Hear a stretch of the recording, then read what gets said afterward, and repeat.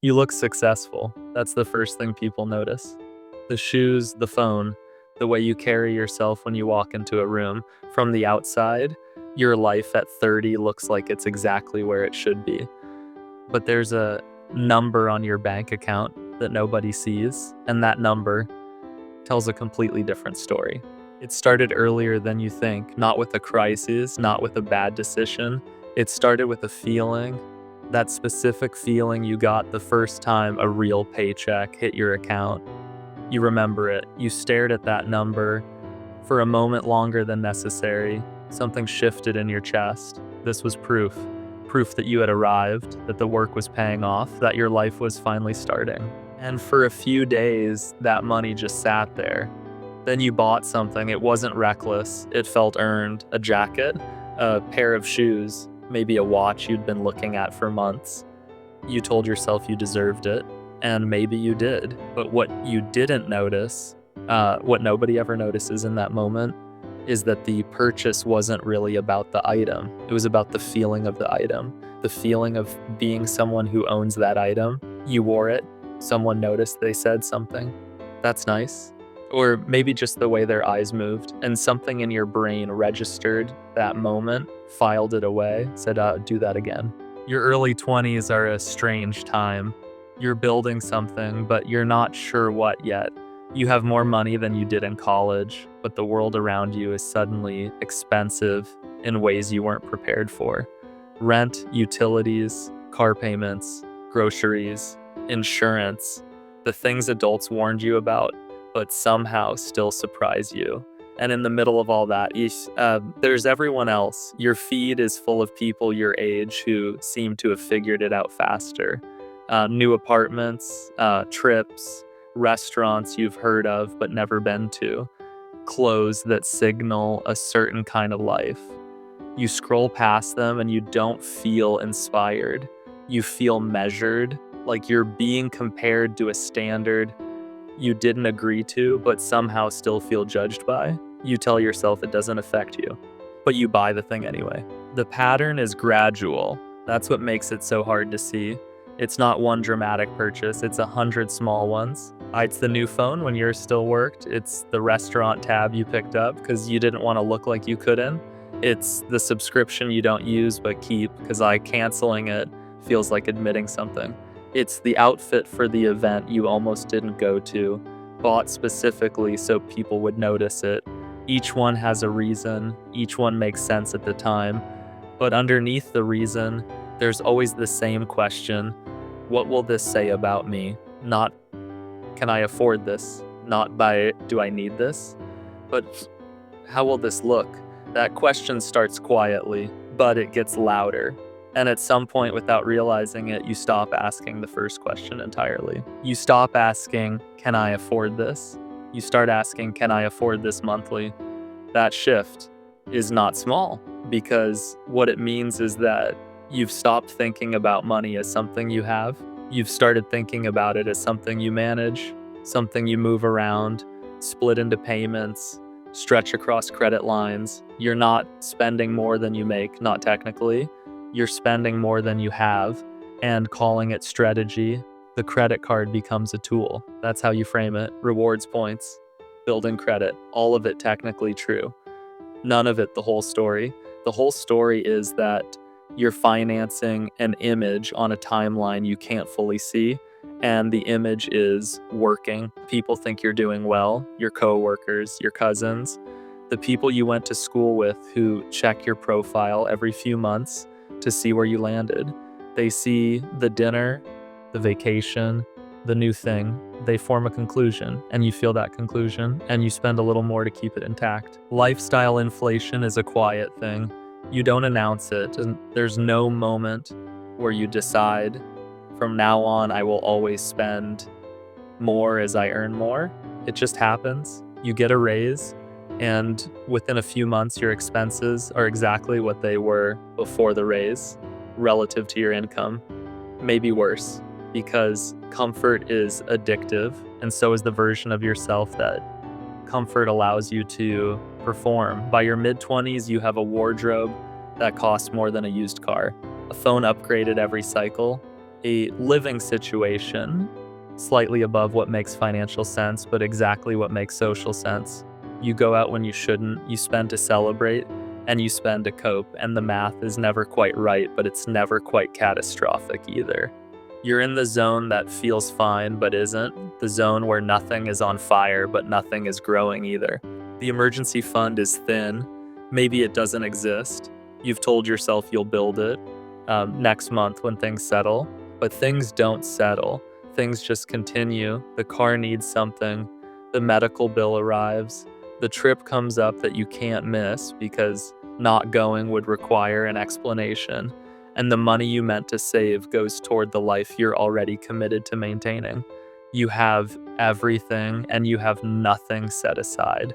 And for a while, that feels sustainable because nothing bad has happened yet. But somewhere in the back of your mind, deeper than you let yourself go most days, you know you're not stable. You're looking stable.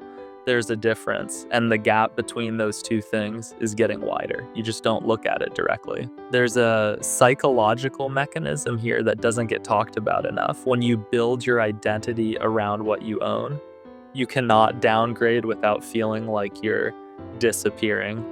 The watch becomes part of how you see yourself, the neighborhood, the car, the lifestyle, the things you post, the places you go. Strip any one of them away, and it doesn't just feel like losing a possession. It feels like losing a piece of who you are. And that feeling keeps you locked in. You can't stop. Not because you're weak, because you've confused a performance with the person. The brand is you now, and the brand has expenses. You're 28 when you first feel it clearly, maybe 29. There's a moment, not a dramatic one, where you sit with your finances. Actually sit with them, not the approximate version you carry around in your head, but the real version. The accounts, the debt, the monthly obligations, what comes in, what goes out, what's left, and what's left is not enough. Not for the thing you actually want, the apartment you'd feel secure in, the cushion that would let you breathe when something goes wrong, the investment you keep meaning to start, the life that belongs to you instead of the one you've been performing for everyone else.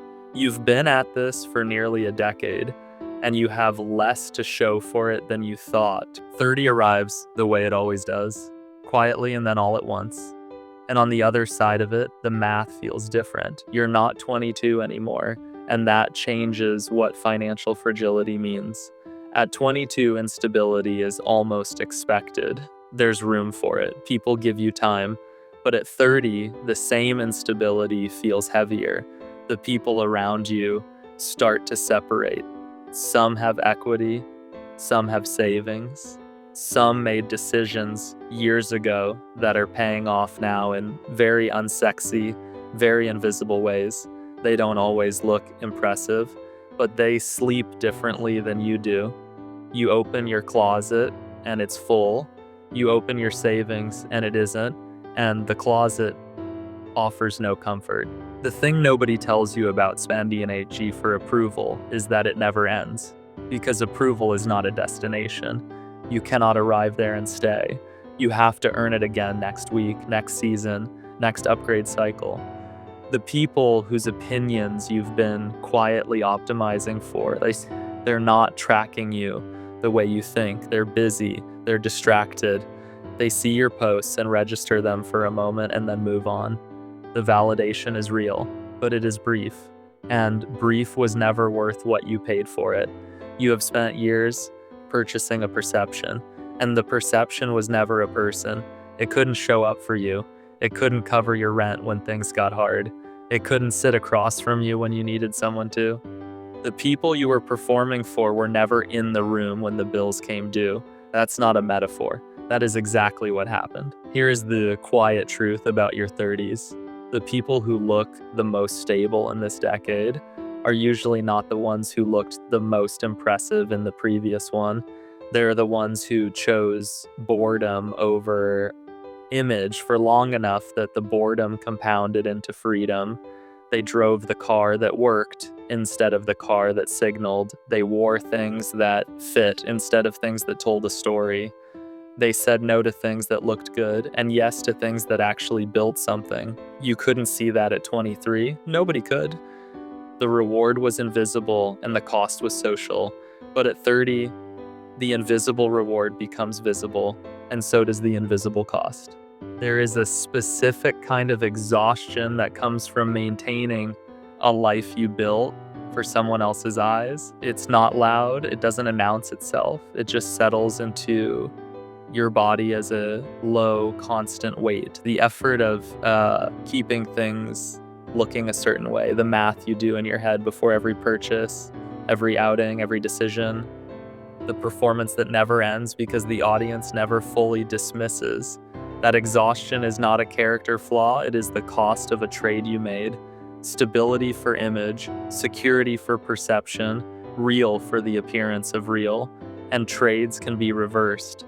Not instantly, not without discomfort, but they can be reversed. At 30, you are not starting over. You are just starting to see clearly. The question is not how much you spend. The question is what you built with your attention while you were spending it, what you practiced, what you prioritized when no one was watching, whether the version of yourself that exists outside the image is someone with a foundation or just someone with a very convincing presentation. You can have nice things. That's not the point. The point is whether the nice things exist because you're stable, or whether the appearance of stability exists because of the nice things. One of those is wealth, the other is its shadow. The closet is still full, the feed still looks good, but somewhere underneath the performance, you already know. Real success doesn't need an audience, it doesn't need a caption, it doesn't need to be worn or driven or upgraded to stay true. Real success is the account nobody sees, the cushion that exists even when nothing is going wrong, the life that belongs to you whether or not anyone is watching. That's not a reward for discipline. That's what it feels like when you stop spending your life on people who are never going to pay it back. If this is the kind of truth nobody in your life is saying out loud, you already know where to find more of it. Like, subscribe. These are the lessons they don't teach you anywhere else.